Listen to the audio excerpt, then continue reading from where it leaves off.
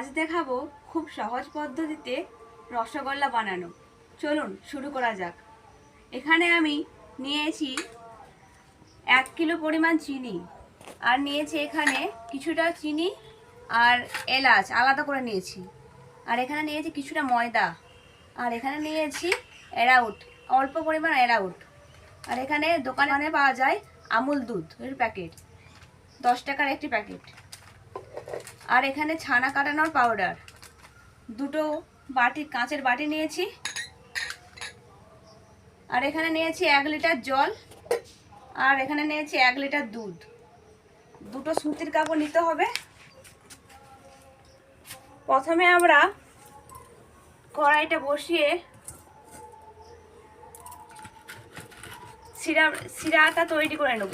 রসগোল্লা যে শিরাটা হয় না, ওই শিরাটা তৈরি করে নেব। দিয়ে দিলাম 1 বাটি জল, আর দিয়ে দেবো 1 বাটি চিনি। ভালোভাবে জালটা দিতে হবে। এই শিরাটা হয়ে গেছে, নামিয়ে নিতে হবে।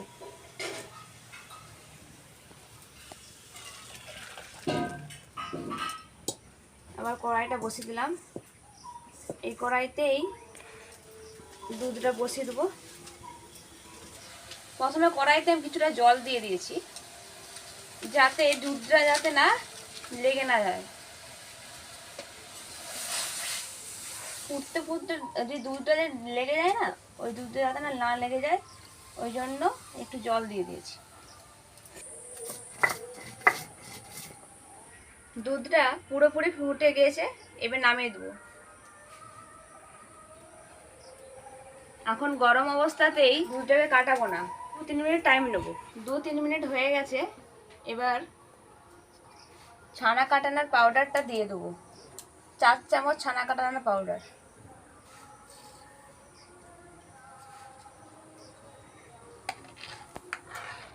দেখো ছানাটা কাটতে শুরু করে দিয়েছে। ভালোভাবে ছানা থেকে জলটা বেরিয়ে গেছে।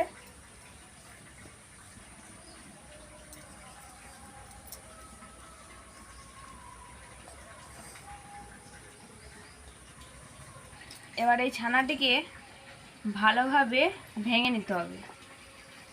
এর মধ্যে যাতে একটু গুঁড়ো গুঁড়ো যাতে না, দানা ভাব যাতে না আসে, এমনভাবে প্রেস করতে হবে যাতে ছানার মধ্যে দানা ভাবটা চলে যায়। আমরা বাড়িতে যেরকম আটা ময়দা মাখাই না, ঠিক সেই রকম হবে। ছানাটা দেখুন ম্যাশ করা হয়ে গেছে পুরোপুরিভাবে, একদমই দানা দানা ভাব নেই,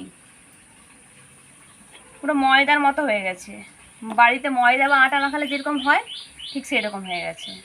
এবার আমি এর মধ্যে দিয়ে দেবো গুঁড়িয়ে রাখা এলাচ এবং চিনি,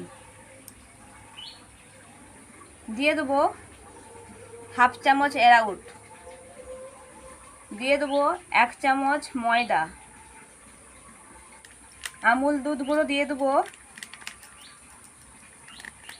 1 চামচ, কিছুটা চিনি দেবো। এই চিনিটা দেওয়ার কারণটা হচ্ছে ছানাটার মিষ্টিটার মধ্যে জাল জাল থাকে না, ঠিক সেরকম জাল জাল ভিতরটা মিষ্টিটা কাটলে দেখবেন জাল জাল হয়, সেই জাল জাল রাখার জন্য চিনিটা দেবো।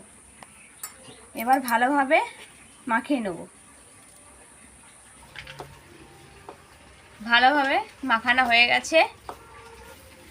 এভাবে লম্বা করে রেখে দেবো। সুতির কাপড় ঢাকা দিয়ে দেবো। এবার মিষ্টির দ্বিতীয় সিরামটা তৈরি করে নেব। 1.5 বাটি চিনি দেবো। 1.5 বাটি চিনির সাথে 4.5 বাটি জল দিতে হবে।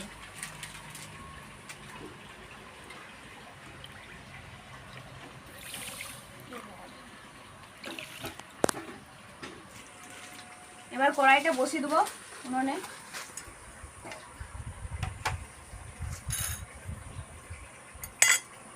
দেখুন মিষ্টির দ্বিতীয় শিরাটি কেমন ফুটতে শুরু করেছে।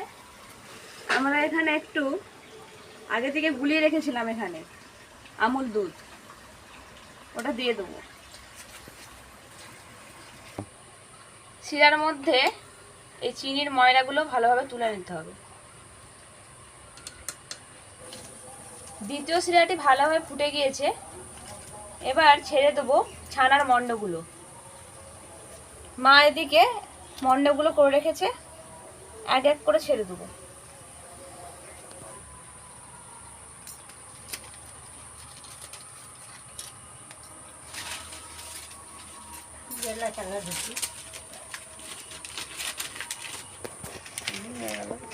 রসগোল্লা রসগোল্লা ছানার গলাগুলো সব দেয়া, কড়াইতে সব দেয়া হয়ে গেছে।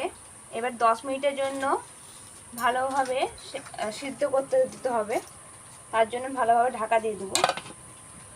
এখন ময়দার জলটা দিয়ে দিতে হবে।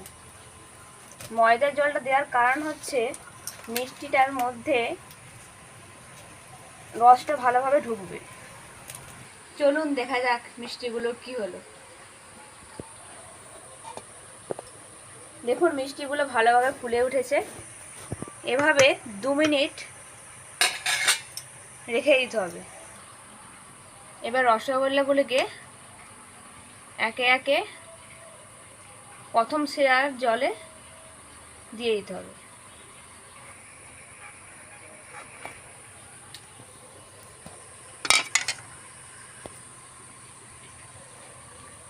আমাদের রসগোল্লা রেডি, কিন্তু এখন খাওয়া যাবে না মিষ্টিটাকে। আমরা এটা 10 থেকে 15 মিনিট পর খেতে পারবো। 10 থেকে 15 মিনিট পর এবার দেখি কি হয়েছে রসগোল্লা। দেখুন কত সুন্দর বড় বড় হয়ে ফুলে গেছে। এখানে মা আছে, মাকে ট্রাই করতে দেবো কেমন হয়েছে। রসগোল্লাটা চেক করে দেখুক। খেয়ে দেখি।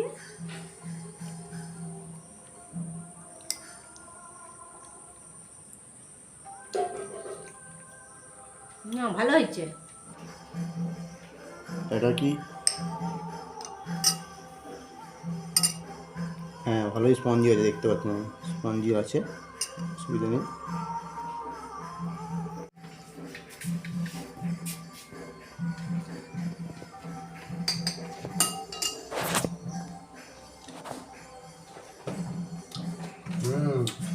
স্বাদটা ভালো আছে, স্পঞ্জিও আছে, অসুবিধা নেই।